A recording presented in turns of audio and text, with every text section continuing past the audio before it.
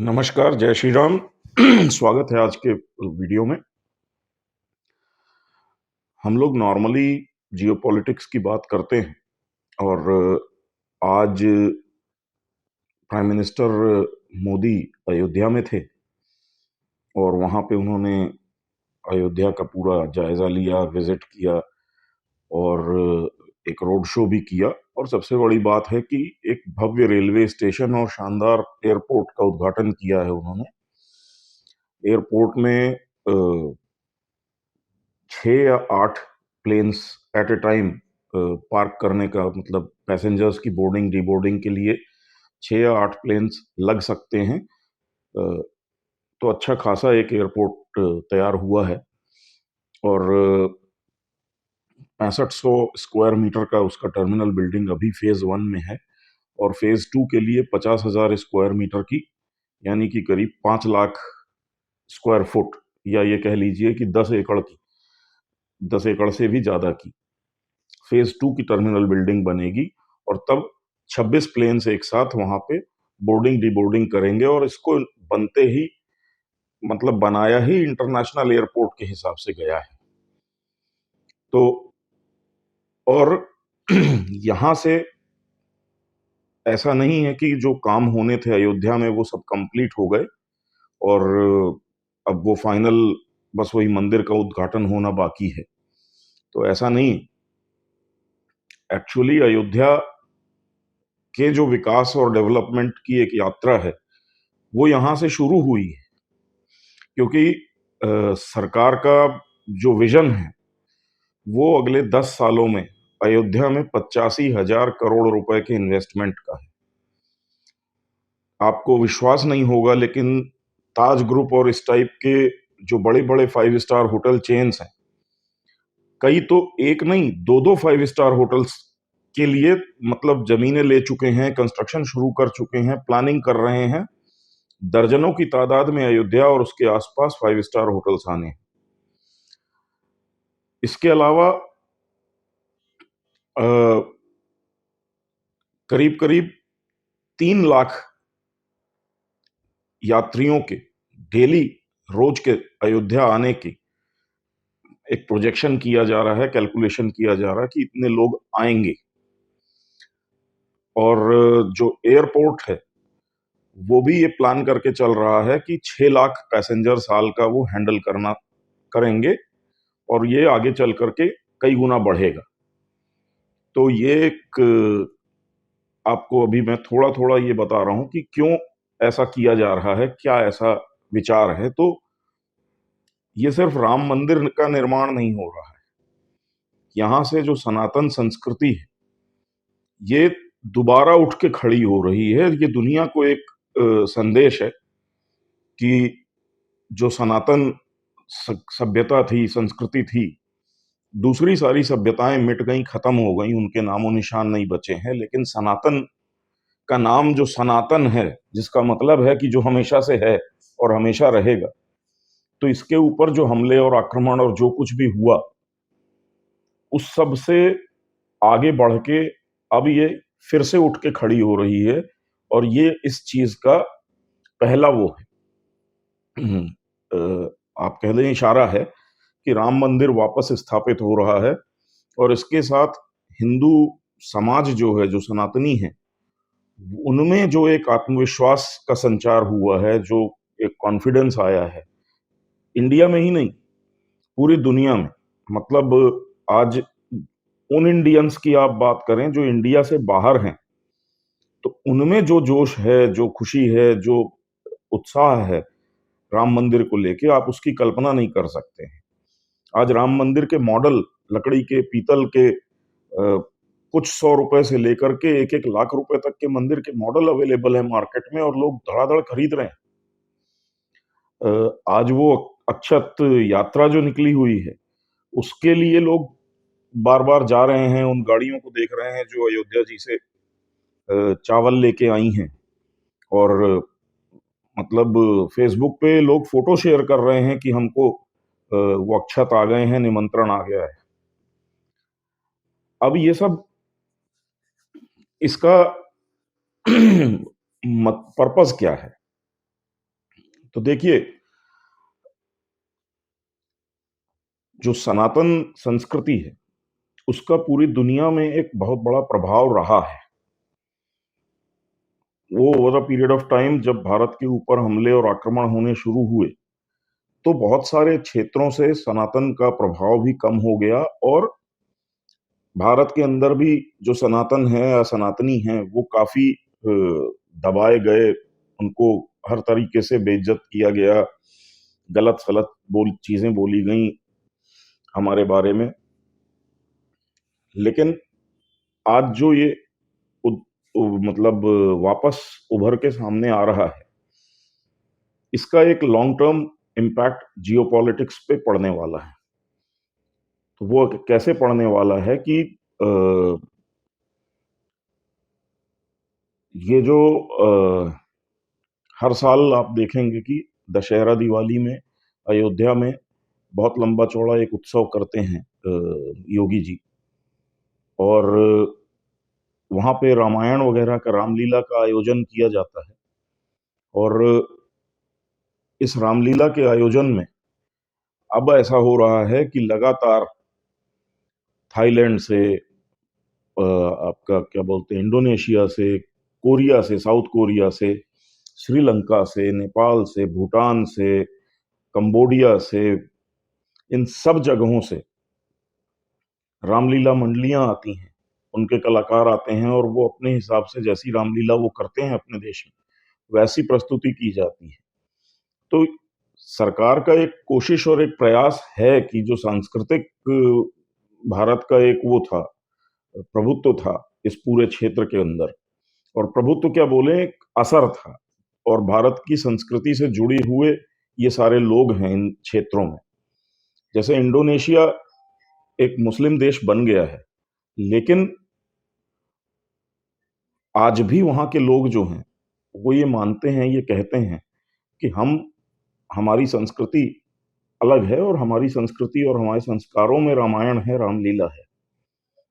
आप थाईलैंड चले जाएँगे, थाईलैंड का जो एयरपोर्ट है, उसका नाम स्वर्णभूमि एयरपोर्ट है क्योंकि थाईलैंड का पुराना नाम स्वर्णभूमि था। थाईलैंड की जो ओरिजिनल राजधानी है, आज उसका नाम अयुत्या है। अयुत्या, अयोध्या का अपभ्रंश है।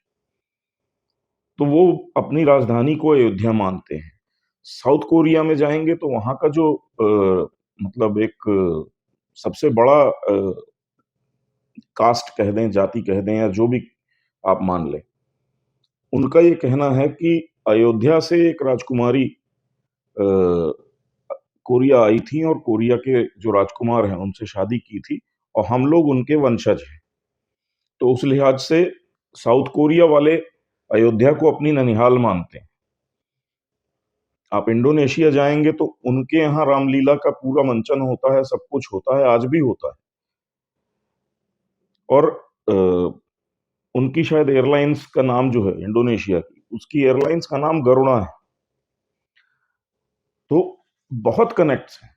मतलब उनके यहाँ शायद जो जकार्ता नाम शहर है इंडोनेशिया का, उसका उनकी संस्कृति के अंदर जो नाम है वो अयोध्या है। तो हर देश के अंदर एक अयोध्या है।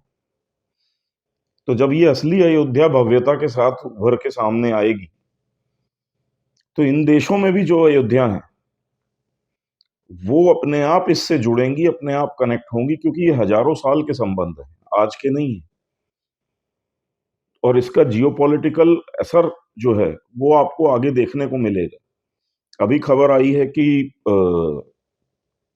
दुबई ये अबू धाबी से वहाँ का जो सबसे बड़ा एक मंदिर का निर्माण हो रहा था, बहुत भव्य मंदिर बना है अबू धाबी में, तो उसका भी इनॉग्रेशन होने वाला है और उसके लिए भी अबू धाबी की जो सरकार है, उन्होंने प्राइम मिनिस्टर मोदी को इनविटेशन भेजा है कि आप आइए और इसका इनॉग्रेशन करिए।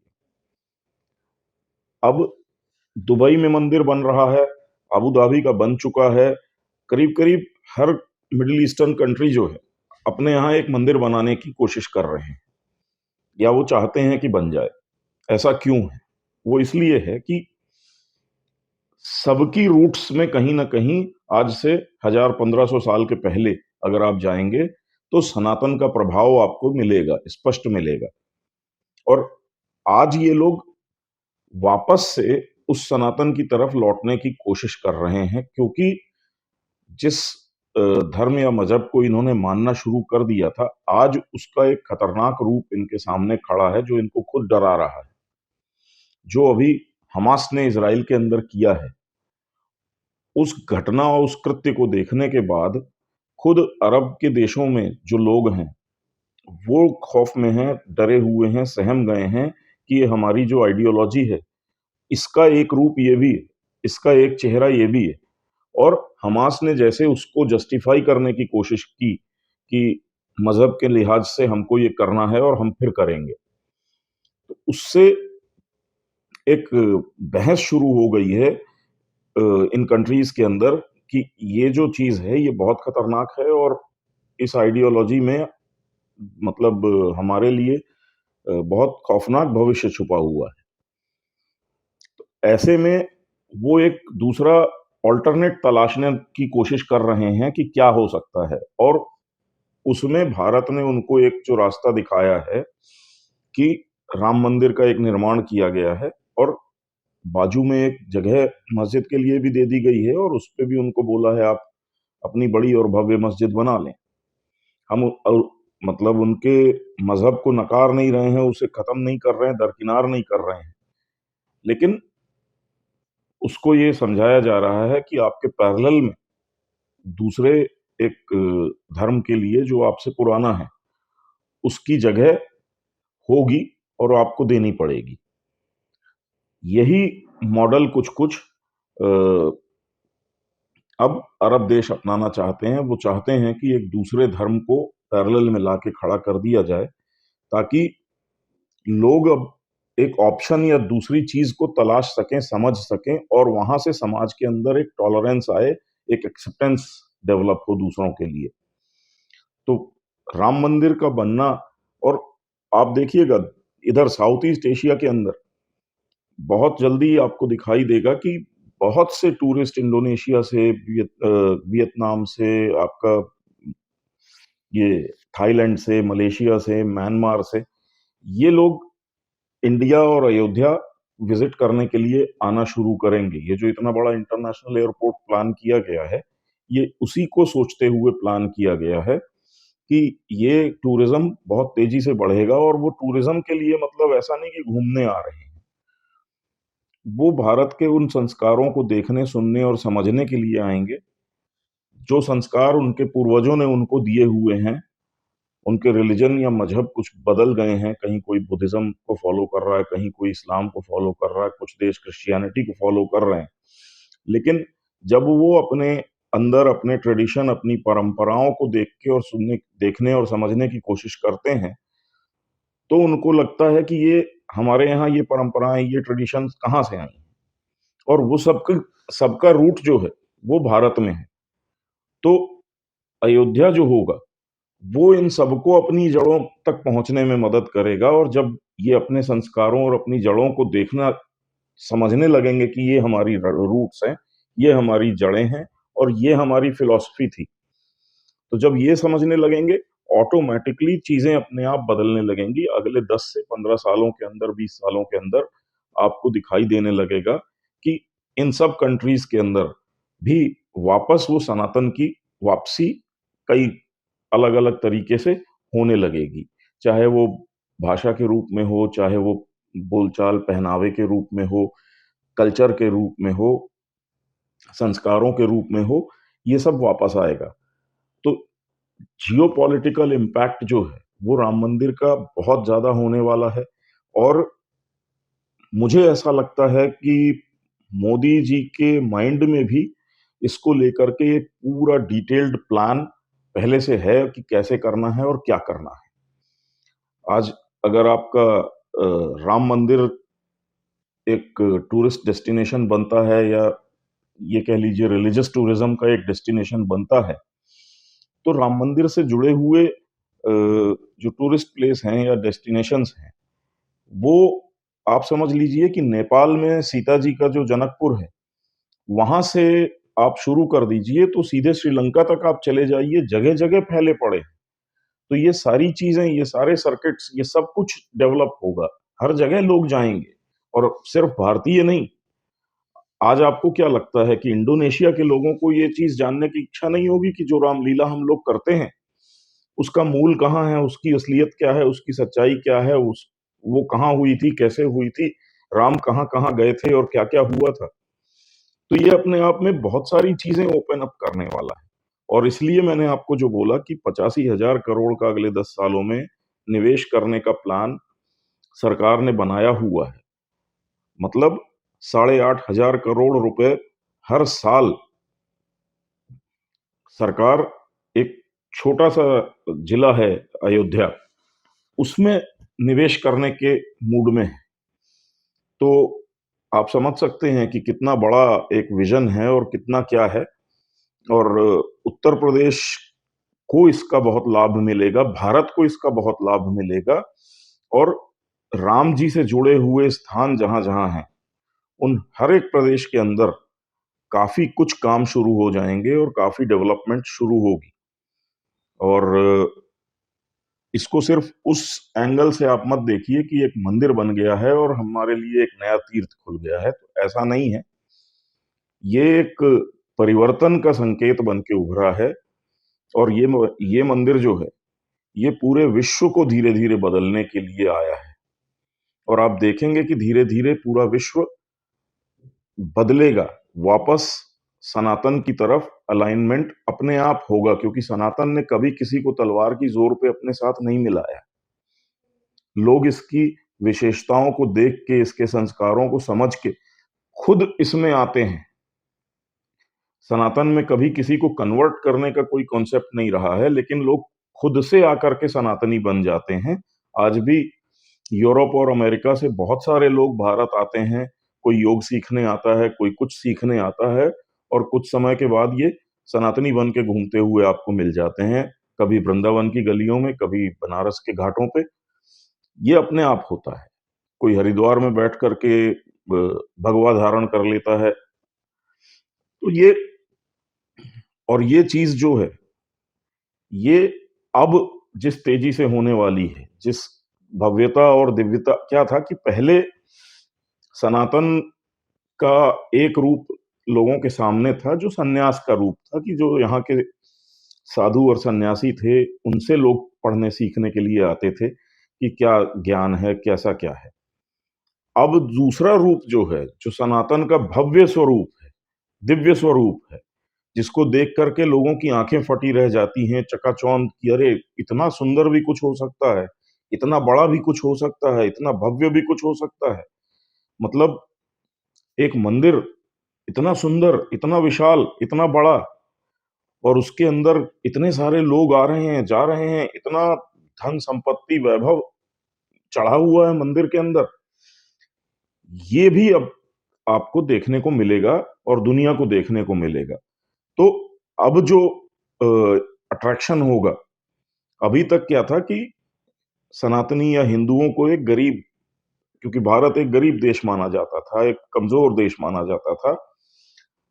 अब हमारी भव्यता, हमारी दिव्यता, हमारी शक्ति, हमारी संपन्नता जब ये दिखने लगेगी लोगों को, तो उसके साथ उनको ये समझ में आएगा कि इसके सबके पीछे इनके जो मजबूत संस्कार हैं वो क्या है। तो आपको दिखाई देगा कि बहुत तेजी के साथ, और ये अगले 10 सालों में, मैं आपको कह रहा हूं कि 10 सालों में ही आपको दुनिया में बहुत कुछ बदलता हुआ दिखाई देगा।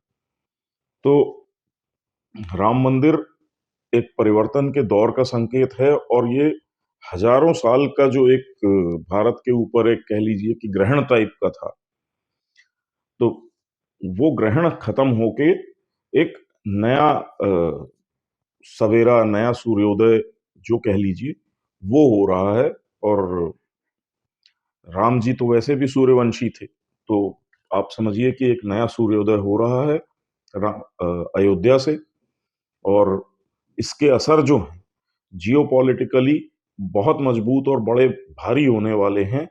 इसका असर आपको रूस पे भी दिखेगा, इसका असर आपको चाइना पे भी दिखाई देगा, और इसका असर आपको यूरोप और अमेरिका पर भी दिखाई देगा। अरब में दिखाई देगा। और आपको अगर विश्वास नहीं हो रहा है तो आप खुद गूगल सर्च करके देखिए कि आज अरब के देशों में कहाँ-कहाँ कितने मंदिर बन रहे हैं। आपको खुद समझ में आएगा कि और ये सारे मंदिर वगैरह जो बन रहे हैं, ये मोदी जी के पावर में आने के बाद से इन सारे मंदिरों के लिए जगहें और ज़मीनें मिलनी शुरू हुई हैं हिंदू समाज को वहाँ पे।